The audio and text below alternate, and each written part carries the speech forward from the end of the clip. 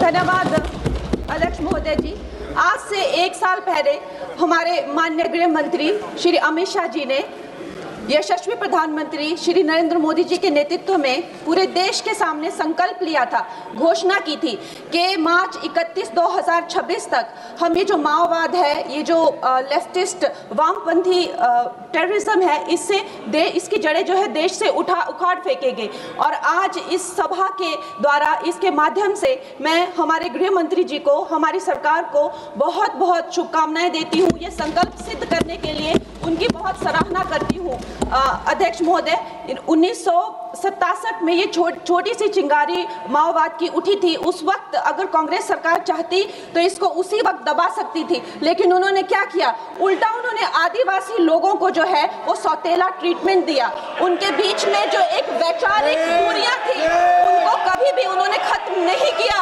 और जब ये माओवाद की समस्या हम उनके सामने आई तो जैसे मेरे भाई संबित पात्रा ने पूरे देश के सामने आज बताया कि सोनिया जी और राहुल गांधी जी की वामपंथी सरकार प्लस उनके वामपंथी सलाहकार प्लस उनके जो वामपंथी मित्र और ये वामपंथी टेररिस्ट और इनको जो भी जितने भी फंडिंग होती थी, जो भी इनके हथियार होते थे, गोला बारूद होते थे, वो उन लोगों से आते थे जिनके साथ ये कांग्रेस की सरकार उठती बैठती थी। तो हम लोग क्या अपेक्षा कर सकते हैं? क्या कोई समझौता इनके बीच और वामपंथी उग्रवादियों के बीच हो सकता था? नहीं हो सकता था। और उसका क्या परिणाम हुआ कि ये जो वामपंथी उग्रवादी हैं ये बिल्कुल आउट ऑफ कंट्रोल हो गए। इन्होंने खून की नदियां बहा दी, इन्होंने 16,000 से ज्यादा अटैक किए, इन्होंने 2,000 से ज्यादा सुरक्षा कर्मियों को मार डाला, इन्होंने छोटे छोटे बच्चों की जो है वो जिंदगियां ले ली, वहां पे नरक बना दिया। इन्होंने तीन पीढ़ियां ये जो है नक्सलवाद की जो आग में है जो इन्होंने झोंक दी। और जब इसके अंधेरे में पूरी तरह से जो ये क्षेत्र है जो डूब गए, जिन छोटे छोटे बच्चों के हाथ में लैपटॉप और कलम होनी चाहिए थी उनके हाथों में इन्होंने बंदूकें दे दी।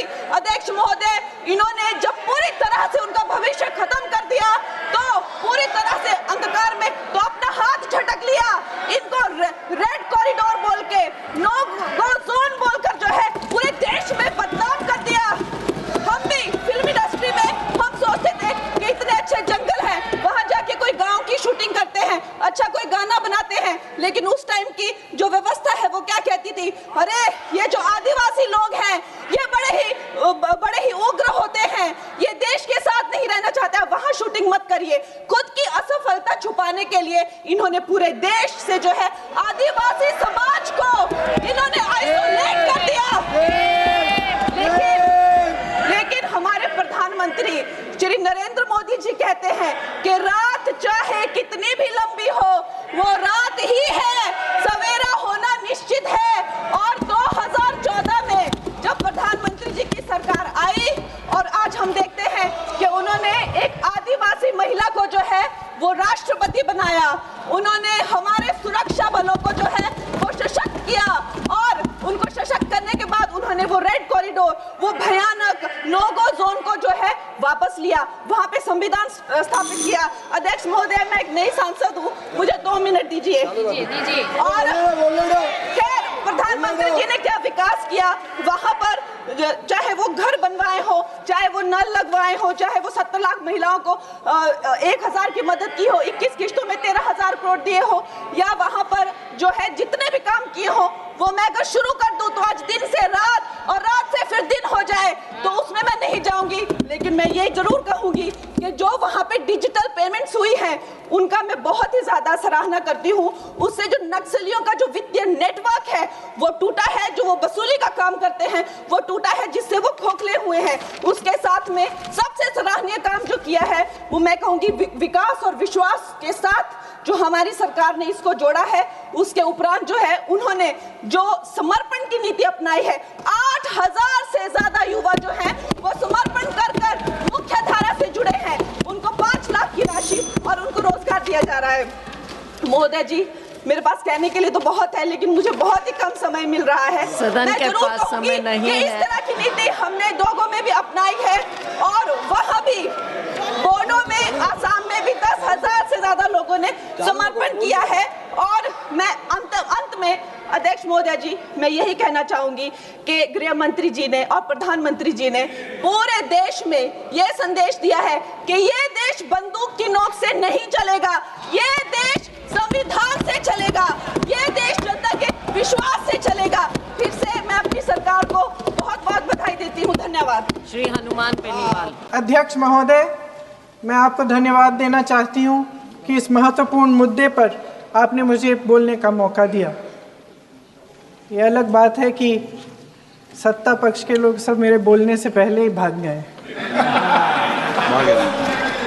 आइए आइए, आपको देख के मैं खुश थी कि आप वापस आ गए। सबसे पहले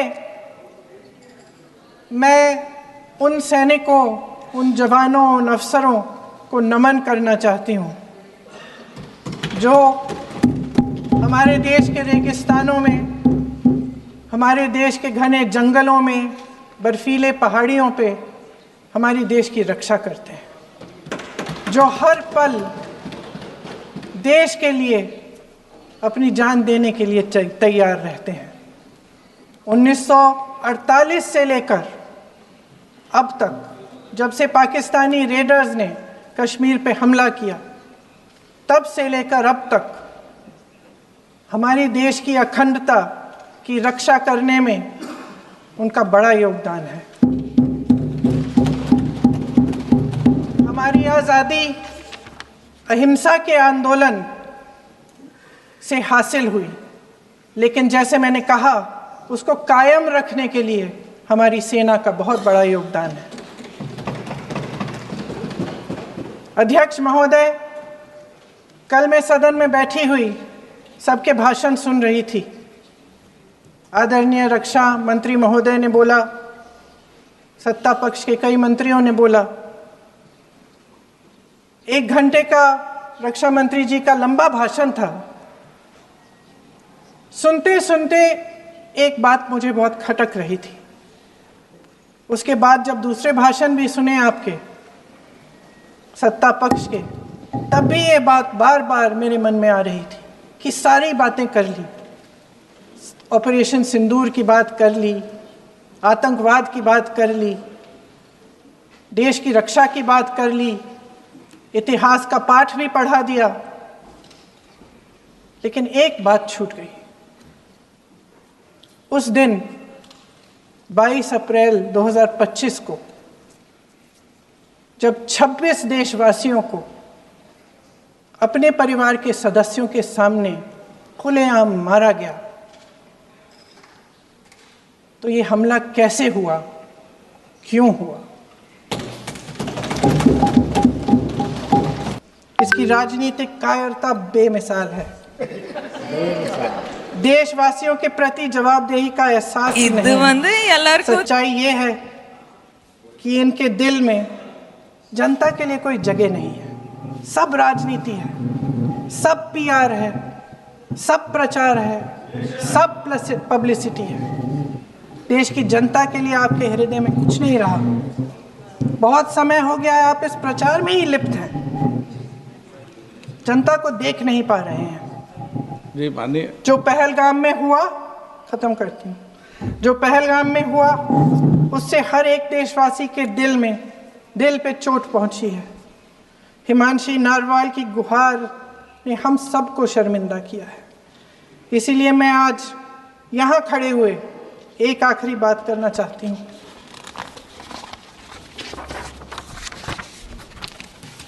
इस सदन में लगभग सभी के पास सुरक्षा है, सुरक्षा की व्यवस्था है। हम जहाँ भी जाते हैं हमारे साथ सुरक्षा कर्मी आते हैं। आपको भी मिल जाएगी, आप मंत्री बन जाएंगे, आपको भी मिल जाएगी। मैं मजाक की बात नहीं कर रही हूँ, थोड़ा सा धैर्य रखिए। उस दिन पहलगाम में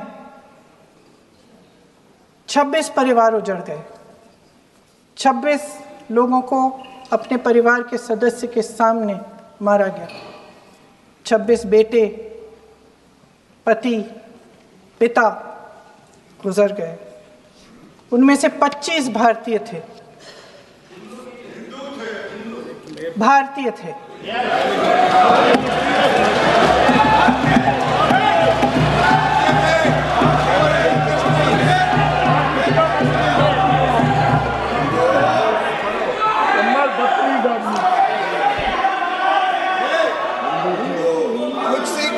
जितने भी लोग बैसारन वैली में थे और जो 25 भारतीय मारे गए, उनके लिए कोई सुरक्षा नहीं थी, कोई सुरक्षा नहीं थी। आप कितने भी ऑपरेशन कर डालें, आप इस सच्चाई के पीछे छुप नहीं सकते, इसे नकार नहीं सकते।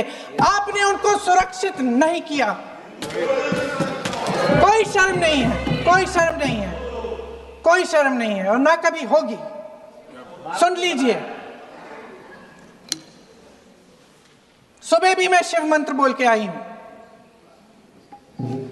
इनको क्या पता शिव मंत्र क्या है? शिव मंत्र खत्म कर लूं अपना भाषण। शिव मंत्र मैं एक बार उन 25 भारतीयों के चुप रही।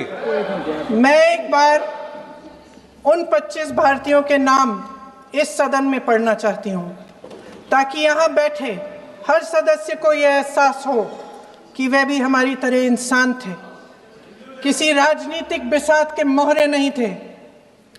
वे भी इस देश के बेटे थे, वे भी इस देश के शहीद हैं। उनके परिजनों के प्रति हम सब की जवाबदेही बनती है। उन्हें सच्चाई जानने का हक है।